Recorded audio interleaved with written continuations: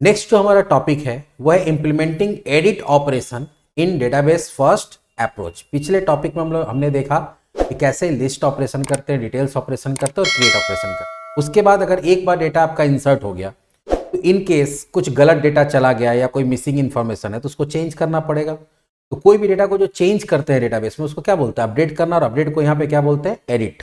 ठीक है, तो एडिट ऑपरेशन करने के लिए भी हम जैसे पिछले वीडियो में ही बताए थे कि क्रिएट और अपडेट और डिलीट में दो दो एक्शन मेथड बनता है। एक जो फॉर्म बना के आपको देता है जहां से आप डेटा एंट्री कर सकते हैं या अपडेट में आप डेटा चेंज कर सकते हैं, और दूसरा पोस्ट ऑपरेशन की जो नया डेटा आएगा उसको अपडेट करना है या इंसर्ट करना उसको। तो चलिए शुरू करते हैं। इसके लिए सबसे पहले तुमको क्या करना पड़ेगा, सबसे पहले एडिट में होगा क्या, एडिट वही होगा, जैसे अगर ध्यान से देखोगे तभी एडिट कैसे होगा, तो उसके लिए एडिट हम लोग वाला जो एक्शन मेथड उसको कॉल कराएंगे। एडिट के लिए किसको एडिट करना है उसका आईडी पास करना पड़ता है। उसका क्या पास करना पड़ता है, आईडी। दिखाते हैं अभी। जब आप यहां पे एडिट में क्लिक करेंगे तो जिस भी कोर्स का एडिट पे क्लिक करेंगे उसका आईडी जाएगा। तो आपको सबसे पहले आईडी को रिसीव करना पड़ेगा। देखो अभी हमें यहाँ पे नीचे में ध्यान देना है, यहाँ पे जैसे हम लोग एडिट में जाते हैं देखो क्या आ रहा है, कोर्स के /edit/1 ऐसे लिंक बनाया हुआ है। यहाँ पे कोर्स/edit/2, तो 2 क्या है, वही तुम्हारा आईडी है, तो वो आईडी जाएगा। तो पहला जो हमारा एक्शन मेथड जब बनेगा तो पहला क्या ध्यान देना है, वो एक्शन मेथड तुम्हारा एक आईडी लेके आएगा जैसे डिटेल्स में लेके आता था। और ये क्योंकि गेट के लिए होगा, इसका दो बनेगा, तो एक होगा HTTP गेट और एक क्या बनेगा, HTTP पोस्ट। पब्लिक आई एक्शन रिजल्ट, और यहाँ क्या होगा, एडिट INT ? और आईडी। अब दो चीज है यहाँ पे, हो सकता है कि आईडी आए ही ना, तो अगर आईडी नहीं आएगा तो वही काम होना चाहिए जो कहाँ हो रहा था, डिटेल्स वाले में। हम लोग किए थे ना कि आईडी ना आए या कॉन्टेक्स्ट ना आए, तो सिंपल सा बात क्या है, एरर मैसेज डाल के वापस भेज दो। पहला तो काम वही करते हैं हम लोग, ID is equal to null. देखो यहाँ पे भी हम लोग बनाए हुए हैं, अगर आईडी इक्वल टू नल या कोर्स का नल है तो टेम डेटा में एरर मैसेज डाल के रिटर्न कर दिए। और अगर है आईडी आया है तो उसको फाइंड करिए, और फाइंड करके कहाँ डालिए, कोर्स में, और उसको यहाँ भेज दीजिए। चलिए देखते हैं। तो यहाँ पे अनेबल टू डिस्प्ले डेटा की जगह क्या लिख देंगे, unable to edit data, edit नहीं कर पा रहे हैं। दूसरा कि अगर मान लो कि आईडी आया है तो पहले इसको सर्च करना, सर्च करने के लिए क्या बताया, सर्च करके वो पर्टिकुलर कोर्स को निकालना पड़ेगा। तो CRS equals to course dot context dot courses dot find, और आईडी दे दिए। फिर वही सिचुएशन आएगा कि हो सकता है कि कोर्स मिले ही ना, जैसे यहाँ पे हो सकता है ना कि वो जिसको डिस्प्ले कर रहे हो मिले ही ना, तो फिर क्या कर देंगे कि नॉट फाउंड। सेम काम करेंगे, इस बार थोड़ा सा हम कॉपी पेस्ट कर रहे हैं कि अगर वैर CRS इक्वल्स टू, ये अगर फाइंड किया, फाइंड करने के बाद इसमें नल आ गया, अगर नल आ गया मतलब क्या है कि वो आईडी पे जो कोर्स हम कर रहे हो मिला ही नहीं। क्योंकि देखो अगर तुम लिस्ट वाले से करोगे तो ये सब ये एरर आने का चांसेस नहीं है। ये एरर कब आता है, जब यूजर खुद से URL डाल के ट्राई करता है, तब ये सब एरर आने का चांसेस होता है।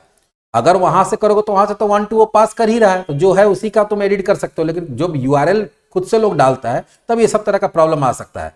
और लोग डालता भी है जो थोड़ा नॉलेजेबल है, सोचता है कि हम डाल के देखते हैं क्या होता है, नहीं होता, थोड़ा ट्राई मारता है। ट्राई मारेगा तो यहाँ लिख देंगे details not found for course, और वापस कहाँ चला जाएगा, एरर मैसेज के साथ इंडेक्स में चला जाएगा। लेकिन अगर सब कुछ सही है तब ये क्या करेगा, रिटर्न व्यू, और वहां से क्या पास कर दिया, CRS। तो ये व्यू में जो कोर्स मिला है उसका डिटेल्स पास कर देगा। अब उसका काम क्या है, एक फॉर्म बना के देना, और फॉर्म में देखो क्रिएट में क्या होता है, क्रिएट में भी फॉर्म बनता है तो इससे पहले से डेटा भरा हुआ नहीं रहता। लेकिन एडिट में क्या होगा, वो कोर्स का डेटा पहले से डाला हुआ उसको चेंज करना, तो पहले से फॉर्म बनेगा और पहले से डाला हुआ डेटा उस फॉर्म में भर के आएगा। आपको जो उसमें चेंजेस करना आप उसको चेंजेस कर दीजिए। तो उसके लिए क्या करना होगा, उसके लिए आपको इसका व्यू जनरेट करना पड़ेगा। और वो कौन सा व्यू जनरेट होगा, एडिट व्यू। तो इसलिए इसका जो टेम्पलेट होगा एडिट होगा। तो चलिए इसके लिए क्या करेंगे, राइट क्लिक किए फंक्शन के अंदर, यहाँ पे देखो लिखा भी हुआ कि एक बार ये लिख लेने के बाद आपको उसको जनरेट कर देना है। तो right click, add view, eraser view लेके ऐड करेंगे। यहाँ एम्प्टी की जगह पे क्या ले लेंगे इस बार, एडिट। मॉडल में तो कोर्स ही जाएगा, DB फर्स्ट ही रहेगा, और ऐड। ठीक है, अब इसके हिसाब से यहाँ पे हम लोग करेंगे एडिट कोर्स डिटेल्स। हेडिंग में भी हम लोग चाहते हैं कि एडिट कोर्स डिटेल्स इस तरह से आ जाए। अब इसको चेक करते हैं कि व्यू दिखता कैसा है। देखो तो वहां से जो व्यू पास किए वो आके यहाँ पे स्टोर हो जाएगा। सॉरी, मॉडल जो पास किए थे रिटर्न व्यू के अंदर वो आके यहाँ कॉपी, उसी में से डेटा निकाल निकाल के क्या कर रहा है, सारा दिखा दे रहा है। स्टार्ट करते हैं और देखते हैं कि एडिट वाले पे क्लिक करने पे क्या होता है।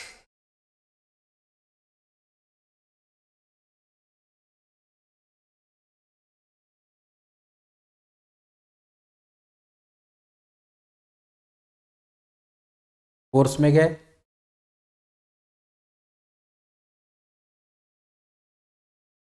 और यहां क्या करते हैं, पाइथन को एडिट करते हैं। फॉर्म खुला और इसमें पहले से डेटा डाला हुआ आया, पहले से डेटा कहाँ आया, इस व्यू में जो पास किया गया था वो आ गया। अब यहाँ पे क्या है, तुम इसका फी कम करना चाहते हो, यहाँ 7000 कर दिए, और यहाँ क्या करते हैं सेव। लेकिन सेव जब करेंगे तो वापस ये एडिट को कॉल कराएगा। कुछ हुआ नहीं हुआ, क्या बोल रहा है कि नहीं मिला है, तो पेज ही नहीं मिल रहा है। क्यों नहीं मिल रहा है, क्योंकि हम लोग पोस्ट वाला पेज बनाया ही नहीं है। पोस्ट वाला पेज बनाया ही नहीं है, तो पोस्ट वाला पेज बनाना पड़ेगा। पोस्ट वाला पेज कैसे बनाएंगे, चलिए। सॉरी, पेज नहीं, एक्चुअली पेज तो अलग बात हो गया। पोस्ट वाला एक्शन मेथड नहीं बनाया, मेरे मुंह से गलत निकल गया। पोस्ट वाला एक्शन मेथड नहीं बनाए। चलिए, अगला काम क्या होगा हमारा, पोस्ट का एक्शन मेथड बनेगा। पोस्ट का एक्शन मेथड कैसे बनेगा,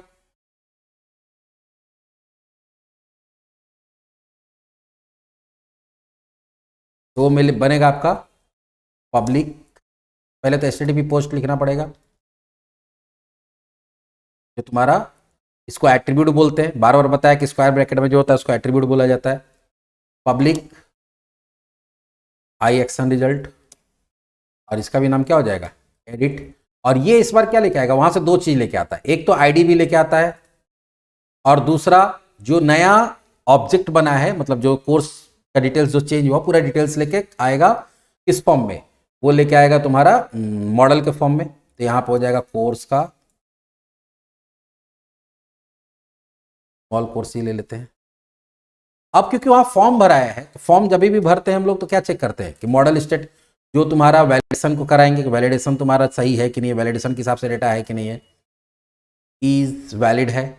अगर वैलिड है तो उसको क्या करना, अपडेट कर देना। कहाँ अपडेट करना है, डीबी सेट में। तो डीबी सेट में कैसे करेंगे, कॉन्टेक्स्ट डॉट, कौन सा डीबी सेट, कोर्सेज वाला डीबी सेट डॉट, जैसे ऐड करने के लिए ऐड, वैसे अपडेट करने के लिए क्या होता है, अपडेट। तो तीन ही फंक्शन आपको याद करना है, ऐड, अपडेट और रिमूव। ऐड से क्रिएट होता है, अपडेट से चेंज होता है, और रिमूव से क्या होता है, डिलीट होता है। रिमूव, ठीक है, डिलीट होता है। ये तो अभी डीबी सेट में हुआ। डीबी सेट के बाद इसको कहाँ करना है, डीबी सेट के बाद करना है इसको डेटाबेस में। तो डेटाबेस में के लिए क्या करते हैं, कॉन्टेक्स्ट डॉट सेव चेंजेस, दूसरा काम। और तीसरा कि हमको रिडायरेक्ट कर देना है इसको कहाँ पे, सक्सेस मैसेज के साथ इंडेक्स पेज में। यहाँ क्या करेंगे, टेम डेटा SUCMSG, क्योंकि वहाँ SUCMSG है, क्या लिखेंगे, successfully, course successfully updated, course successfully updated. Dot dot देने से अच्छा लगता है। और रिटर्न रिडायरेक्ट टू एक्शन। और मान लो कि मॉडल स्टेट फेल है, तब क्या करेगा, रिटर्न व्यू कोर्स, वापस वही फॉर्म में भेज देगा। बस किसके फॉर्म में, एडिट के फॉर्म में। और वही सब डेटा जो वहां से आया था वही सब भर के दे देगा, और जहां पे गड़बड़ रहेगा वहां एरर मैसेज दिखा देगा।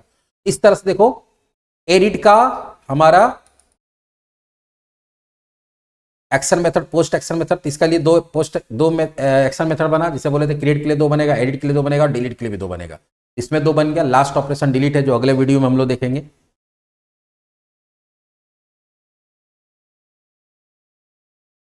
एक बार एडिट देख लेते हैं कैसे काम करता है, ये एडिट होता भी है कि नहीं होता है।